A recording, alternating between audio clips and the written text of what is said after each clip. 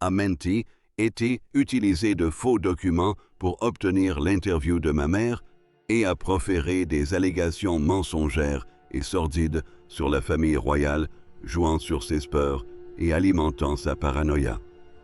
Pendant des décennies, le monde a été captivé par la vie et l'héritage de la princesse Diana. Sa compassion, sa grâce et son lien indéniable avec le public ont fait d'elle la princesse du peuple. Mais derrière cette image glamour se cachait une mère qui adorait ses enfants plus que tout. Aujourd'hui, après des années de secret, une lettre longtemps perdue de Diana à son fils aîné, le prince William, a enfin été révélée. Que voulait-elle lui dire? Rejoignez-nous pour découvrir le contenu choquant de cette lettre et les secrets qu'elle dévoile. Les lettres personnelles de Diana. Tout a commencé discrètement, presque inaperçu, dans le catalogue d'une maison de vente aux enchères londonienne en juillet 2004. Pas de gros titres, pas d'annonces importantes, juste une simple liste de lettres manuscrites de la regrettée princesse Diana.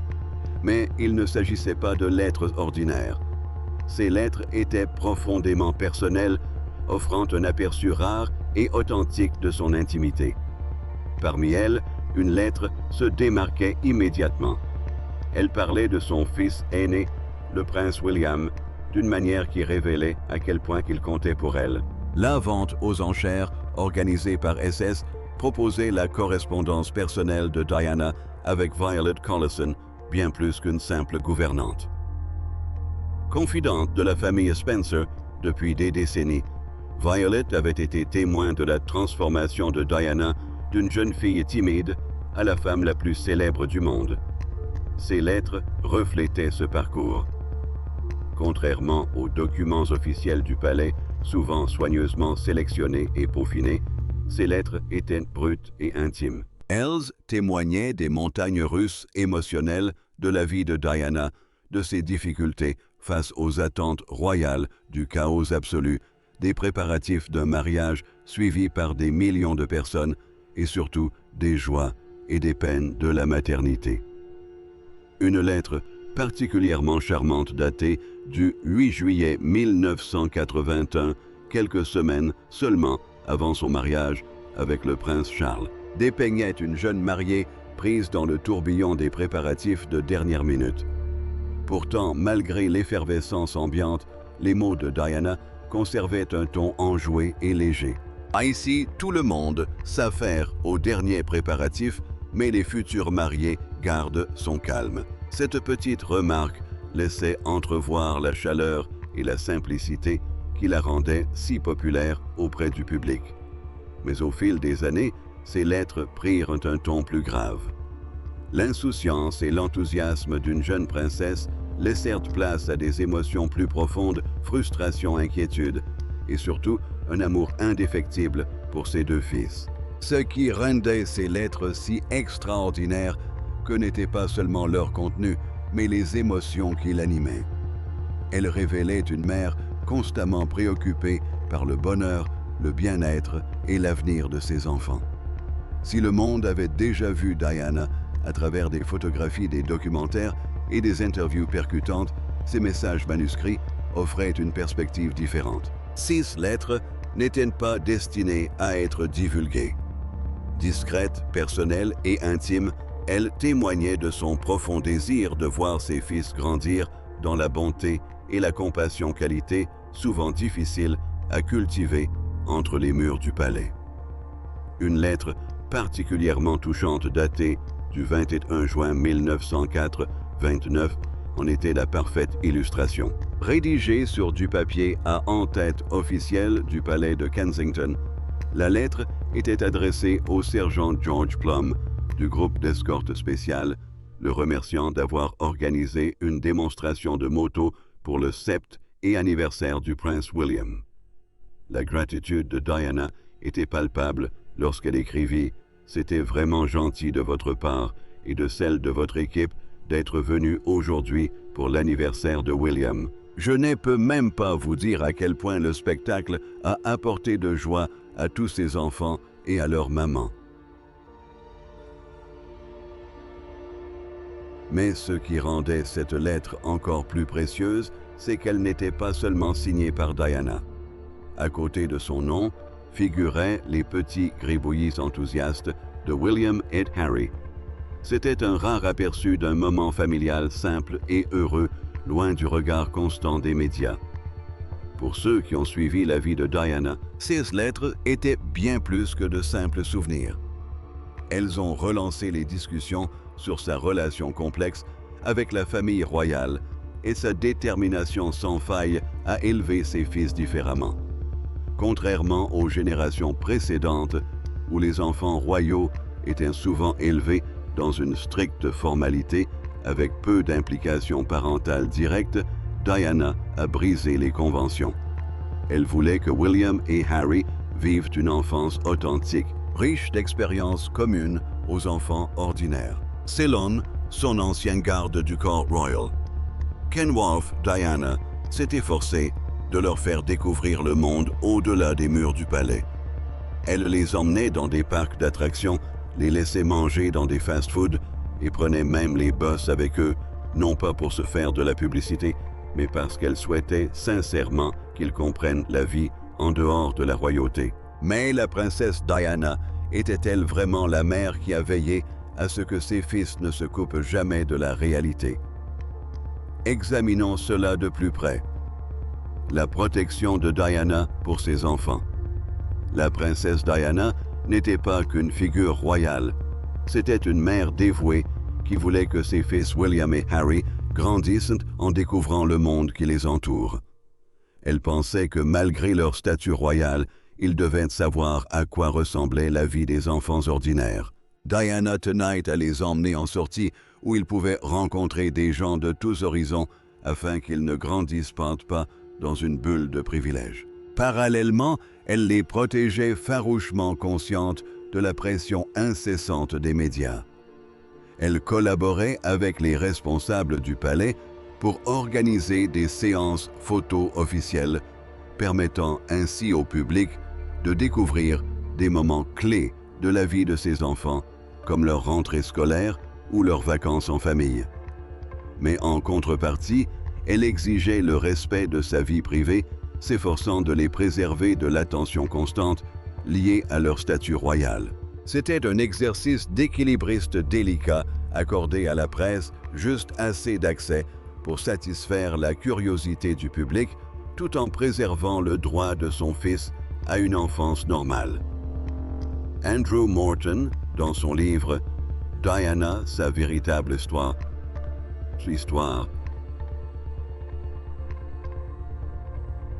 a révélé à quel point elle souffrait de l'intrusion des médias. Elle avait vécu sous leur joug et connaissait les ravages que cela pouvait causer, surtout sur un enfant. Ces lettres concernant William n'étaient pas de simples nouvelles. Ces lettres offraient un aperçu poignant de l'amour maternel, témoignant de son dévouement à préparer son fils à la vie, tout en le protégeant de ses réalités les plus dures. Lorsque ces lettres ont refait surface lors d'une vente aux enchères en 2004, William n'était plus un enfant. C'était un jeune homme à l'université qui perpétuait les leçons que sa mère lui avait inculquées. Empreinte de fierté et de sagesse maternelle, elles révélaient une facette plus profonde de sa personnalité, montrant à quel point l'influence de Diana l'avait façonné. Leur publication survint alors que le monde pleurait encore sa disparition 7 ans seulement après sa mort tragique. La monarchie s'adaptait encore aux changements qu'elle avait initiés. Et la présence grandissante de William sur la scène publique fit de lui pour beaucoup l'héritier affectif de Diana. Mais ces lettres étaient bien plus que de simples documents historiques. Elles étaient un poignant rappel de ce qui avait été perdu. Diana n'a jamais pu voir ses fils devenir adultes. Elle n'a jamais eu la joie de les voir fonder une famille, ni de les voir s'engager pour des causes dont elle aurait été fière. Pourtant, à travers ses notes manuscrites, sa voix a continué de vivre, non pas dans des discours soigneusement préparés ou des apparitions officielles, mais dans ses propres mots empreints de chaleur et de sincérité. Ce qui avait commencé comme une vente aux enchères a pris une toute autre dimension. La redécouverte des lettres a permis de ressentir à nouveau la présence de Diana. Elles ont révélé son amour profond pour William. L'héritage de Diana en tant que mère ne se résumait pas à des lettres ou des photographies. Il résidait dans les choix qu'elle a faits chaque jour. Certains de ces choix étaient audacieux. Certains de ces actes étaient des rébellions discrètes contre les traditions royales. Mais au fond, il y avait une vérité simple. Avant d'être des personnalités internationales, William et Harry n'étaient que deux jeunes garçons avec une mère extraordinaire. Diana comprenait que leur privilège s'accompagnait d'une immense pression. Et dès le début, elle était déterminée à leur offrir bien plus que de simples titres. L'éducation de ses enfants reflétait-elle leur caractère, leur compassion et leur ouverture sur le monde au-delà des portes du palais? Voyons cela. Le style parental de Diana. Le 21 juin 1982, la princesse Diana devenait mère pour la première fois en donnant naissance au prince William. À seulement 20 ans, sa transition vers la maternité fut immédiate et profondément transformatrice. Ce n'était pas simplement un rôle qu'elle acceptait, mais une mission qu'elle embrassait de tout son cœur. Contrairement aux mères royales qui l'ont précédée et qui suivaient souvent des traditions strictes, Diana a choisi d'agir différemment. Elle ne voulait pas être une figure distante dans la vie de ses enfants. Elle voulait être présente de toutes les manières possibles. Elle a rompu avec les traditions royales en allaitant William, une décision quasi inédite au sein de la famille royale depuis des générations. Elle a même choisi elle-même son prénom, au lieu de laisser le palais décider. Plus important encore, elle s'est opposée à l'idée que les nounous royales devaient assumer la majeure partie de l'éducation des enfants. Diana était déterminée à être une mère présente et active et non une simple figure de proue. Son dévouement est devenu encore plus évident lorsque quelques semaines seulement après la naissance de William, le prince Charles a dû se rendre en Australie.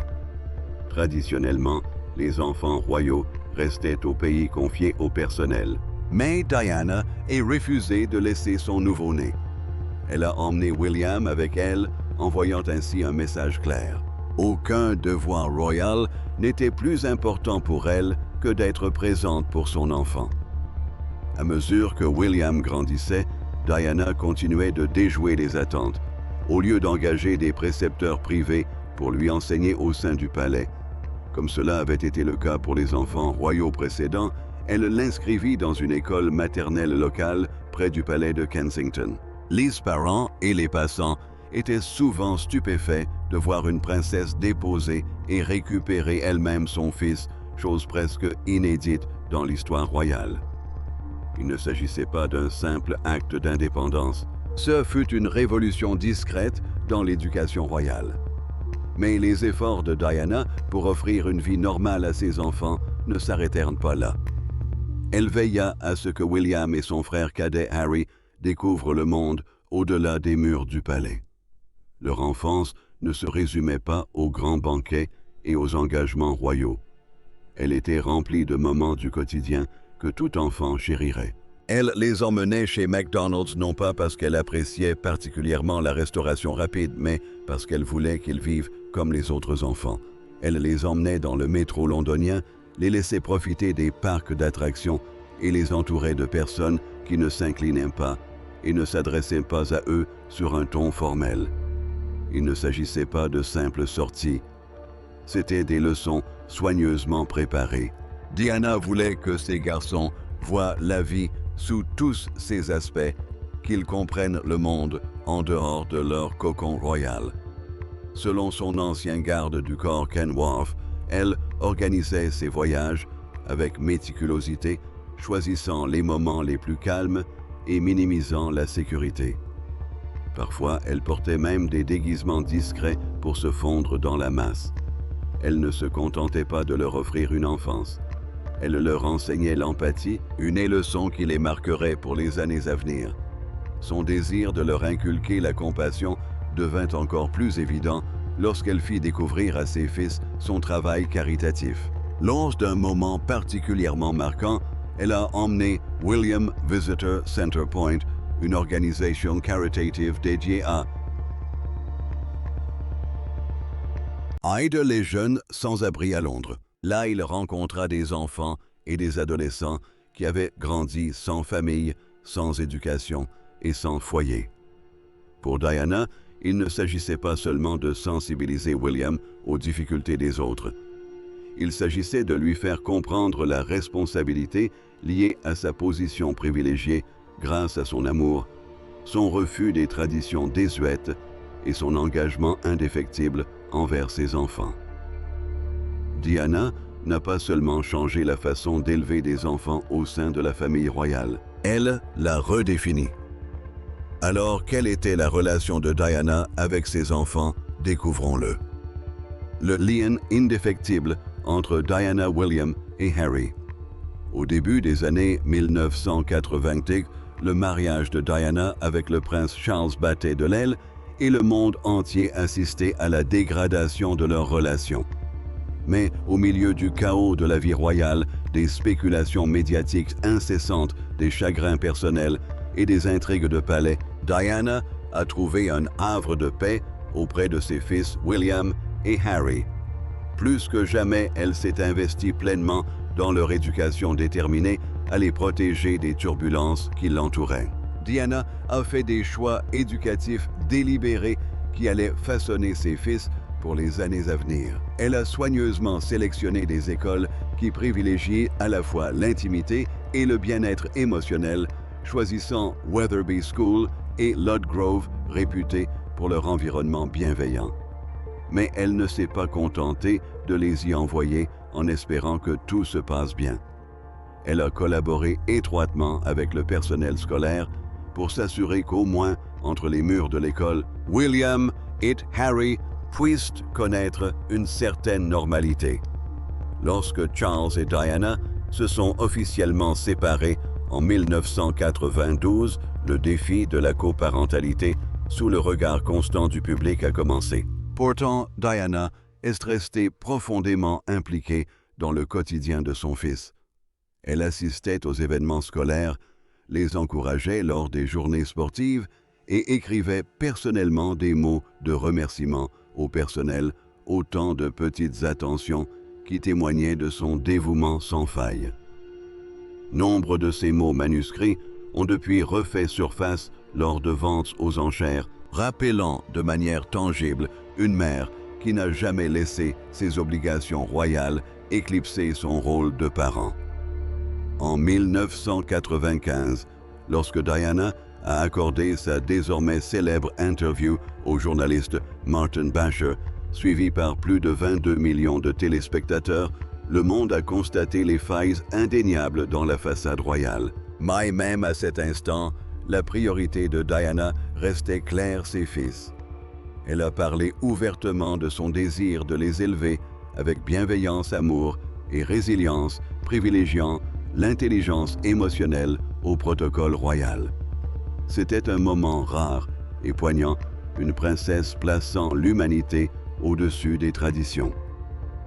Peu après l'interview, la reine Élisabeth II a exhorté Diana à finaliser son divorce, signe que la famille royale avait atteint un point de rupture. Selon son ancien majordome, Paul Burl, Diana était anéantie. Elle aurait eu l'impression d'être mise à l'écart, sa voix inaudible. Pourtant, même lorsque les murs du palais se refermaient sur elle, elle trouva du réconfort auprès de ses fils. William et Harry devinrent son ancrage, la force inébranlable qui la maintint à flot pendant la tempête.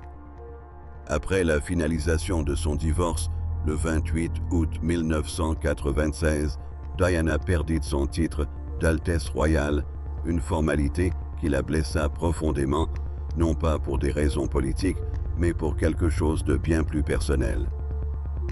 Sans ce titre, le protocole royal exigeait qu'un jour, elle doive faire la révérence à ses propres fils. Lorsqu'elle se confia à William, sa réponse fut à la fois simple et profonde. Le jeune homme de 14 ans la rassura en lui disant « Ne t'inquiète pas, maman, je te le rendrai un jour quand je serai roi. » Et...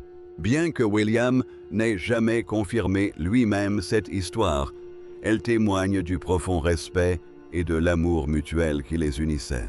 Ses obligations royales terminées, Diana a recentré son énergie sur les causes qui lui tenaient le plus à cœur: la lutte contre le sans-abrisme, la sensibilisation au VIH et l'interdiction des mines antipersonnelles.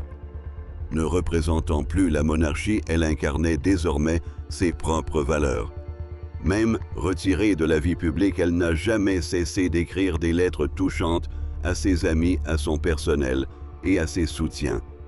Et dans presque chacune d'elles, un thème revenait sans cesse: ses fils. Elle a écrit sur la bonté de William, l'énergie débordante de Harry et ses espoirs pour leur avenir. Elle s'inquiétait de la pression qu'il subirait, espérant qu'il grandirait avec intégrité et indépendance. Diana avait fini par accepter qu'elle ne pouvait pas contrôler l'avenir, mais qu'elle pouvait le façonner. Par son amour, ses choix et ses mots, elle a légué à ses fils quelque chose que l'institution ne pourrait jamais pleinement leur offrir: empathie, courage et de la force d'être eux-mêmes. Son rôle de mère n'était pas guidé par le devoir royal ou la tradition. Il s'agissait d'être présente, d'écouter et d'aimer d'une manière authentique et inébranlable. Elle les bordait le soir, leur écrivait des lettres et disait la vérité même quand c'était difficile. Séparation de Diana et Charles. En 1992, la séparation officielle de la princesse Diana et du prince Charles fut annoncée, marquant un tournant dans la vie de Diana. Dès lors, l'atmosphère au palais de Kensington changea radicalement. Bien qu'elle ne vive plus avec Charles, ses responsabilités de mère envers William et Harry demeuraient sa priorité absolue. Elle s'y consacra même davantage pour leur apporter un soutien affectif. À l'époque, William n'avait que 10 ans et Harry 8, ce qui rendait leur besoin de stabilité d'autant plus grand. Diana prit en charge leur quotidien, s'impliquant pleinement dans leur scolarité et leurs activités du week-end. Tandis que le public assistait à l'effritement du mariage royal, Diana commença à se confier sur ses difficultés personnelles. L'un des moments les plus choquants survint le 29 juin 1994, lorsque Charles admit à la télévision nationale son infidélité. Moins d'un an plus tard, le 20 novembre 1995, Diana répondit à sa manière lors d'une interview explosive accordée à l'émission Panorama de la BBC. Durant ces 38 minutes d'émission, elle parla ouvertement des difficultés de la vie royale, de ses problèmes de santé mentale et de sa profonde solitude. Mais ce qui toucha le plus le public, ce fut son discours sincère sur ses enfants. Elle exprima son souhait que William et Harry grandissent non seulement avec une éducation royale formelle, mais aussi avec une grande intelligence émotionnelle. Elle voulait qu'ils comprennent véritablement les émotions et la vie des gens ordinaires. Ces paroles eurent un écho profond, touchant plus de 22 millions de téléspectateurs rien qu'au Royaume-Uni. Les révélations franches de Diana eurent des conséquences considérables au sein de la famille royale. La réponse fut rapide et décisive. Après avoir consulté ses principaux conseillers, dont l'archevêque de Canterbury et le premier ministre, la reine Élisabeth II, a adressé des lettres à Diana et Charles, les incitant à entamer une procédure de divorce. Selon des sources proches de la famille royale, notamment les biographes Tina Brown et Sally Bedell Smith, Diana fut anéantie par cette décision. Son ancien majordome, Paul Burl, révéla plus tard qu'elle espérait davantage de temps et d'espace, et non une séparation définitive de la vie royale. La procédure suivit néanmoins son cours, et après des mois de négociations concernant les finances, les biens et la garde des enfants, Le divorce fut prononcé le 28 août 1996. Ce divorce entraîna des changements importants dans le statut de Diana.